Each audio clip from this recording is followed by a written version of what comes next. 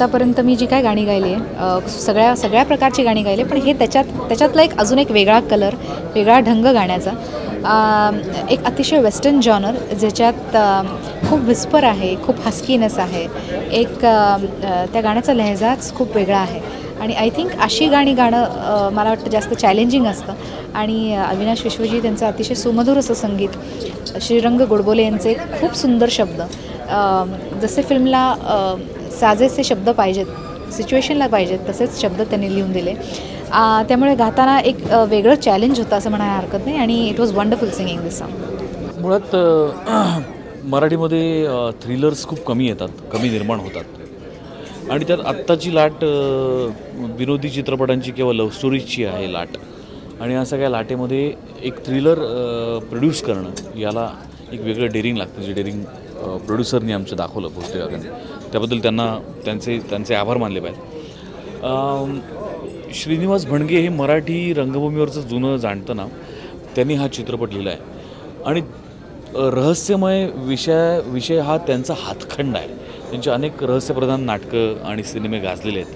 त्यामुळे ते हा चित्रपट लिहित आहेत म्हटल्यानंतर मला फार बरं वाटलं होतं की एक जुना आणि अशा विषयावर ज्या माणसाची पकड आहे, ताकद आहे त्याची, असा माणूस हा चित्रपट लिहितो आहे. अत्यंत उत्तम संगीत साज चढवलेला आहे. आणि या सगळ्या लव्ह स्टोरीच्या लाटेमध्ये हा एक वेगळ्या जॉनरचा psycho thriller, suspense thriller, mind गेमवर बेस असलेला चित्रपट लोकांना नक्कीच आवडेल, वेगळा वाटेल आणि म्हणून लोक तो बघायला येतील अशी मला खात्री वाटते. 7 रोशन विला या चित्रपटामध्ये मी काम करते आणि आज त्याचं म्युझिक लॉन्च आहे आणि अविनाश विश्वजीत यांनी म्युझिक दिलेलं आहे. बेला शेंडे, श्रेया घोषाल यांनी गायलेलं आहे. रंगा गोडबोले यांनी आणि सत्यजित रानडेंनी गीत लिहिलेले आहेत. आणि त्याच्या जोडीला आपण काय म्हणूयात, एक वेगळा चित्रपट, म्हणजे आत्ताच्या सध्याच्या लाटेतनं थोडासा वेगळा चित्रपट आपण म्हणूयात. कारण रॉमकॉम्स आता चालू आहेत, कॉमेडीज चालू आहेत, लाईट कॉमेडीज, याच्यामधनं थोडासा वेगळा जाऊन 7 रोशन विला हा एक सस्पेन्स थ्रिलर चित्रपट येतो आहे तुमच्या भेटीसाठी लवकरच. आणि खूप छान वाटते. आज म्युझिक लॉन्च आहे. खऱ्या अर्थाने आज आमची सुरुवात झाली चित्रपटाची प्रेक्षकांच्या भेटीस येण्यासाठी. आणि एक खूप प्रॉमिसिंग डुओ ज्याला आपण म्हणूयात मराठीचा, खूप आत्तापर्यंत त्यांनी चिकार कामं केलेली आहे, संगीतकार म्हणून बॅकग्राऊंड म्युझिक दिलेलं आहे बऱ्याच चित्रपटांना, असे अविनाश विश्वजीत यांना मी खरंच शुभेच्छा देऊ इच्छिते या चित्रपटाच्या निमित्ताने, त्यांच्या म्युझिक लॉन्चच्या निमित्ताने. खऱ्या अर्थाने आमच्या चित्रपटाच्या प्रवासाला सुरुवात झाली आणि आजकाल खूप अशी वेगळ्या चित्रपटांची लाट आहे.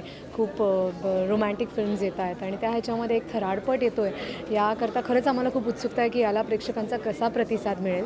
पण अर्थातच आमचे डिरेक्टर, आमचे दिग्दर्शक अक्षय दत्त यांनी खूप छान प्रकारे फिल्म डिरेक्ट केली आणि सगळ्यांचाच ह्याच्यामध्ये एक मोलाचा सहभाग आहे. आणि आमचे जे प्रोड्युसर आहे त्यांची ही पहिलीच फिल्म आहे, पण त्या पहिल्या फिल्मकरता त्यांनी अशा प्रकारचा एक वेगळा सब्जेक्ट निवडला, हे खरंच खूप कौतुकाची गोष्ट आहे.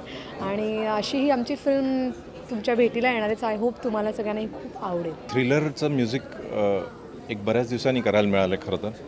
त्यामुळे एक चेंज ॲज अन आर्टिस्ट, एक चेंज आम्हाला मिळाला याच्यामध्ये. कारण यातलं जे रात्रकाळी नावाचं जे गाणं आहे ते अतिशय वेगळ्या प्रकारचं गाणं आहे. मराठीत फार रेअरली अशी गाणी ऐकायला मिळतात. कारण ह्या फ्लेवरचं, ह्या जॉनरचं आणि त्यातले म्हणजे वापरलेला संगीत प्रकार जो आहे, ज्याला जॅझमध्ये काउंट करता येईल, तर हे असं जे गाणं आहे हे फार रेअरली करायला मिळतं आणि तिथे खूप मजा येते मग करायला. दोन्ही खरं तर अप्रतिम गायिका या फिल्मच्या निमित्ताने आम्हाला लाभल्या दोन्ही गाण्यांसाठी.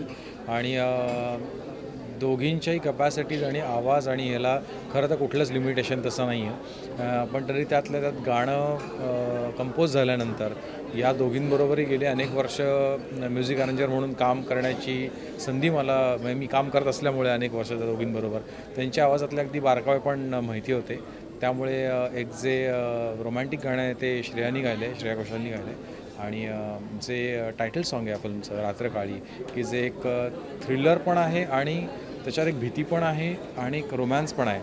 अशा प्रकारचं गाणं करायला खरं तर संगीतकाराला मिळणं ही एक खूप मोठी गोष्ट असते. अदरवाईज विशिष्ट प्रकारची गाणीच तुम्हाला करायला मिळतात, पण या फिल्मच्या निमित्ताने हे गाणं आम्हाला करायला मिळालं आणि बेलाने तिचा व्हॉईस खूप छान प्रकारे बदलला, वेगळ्या प्रकारचं व्हॉईस रेंडरिंग केलं, त्यामुळे हे गाणं नक्कीच वेगळं झालं.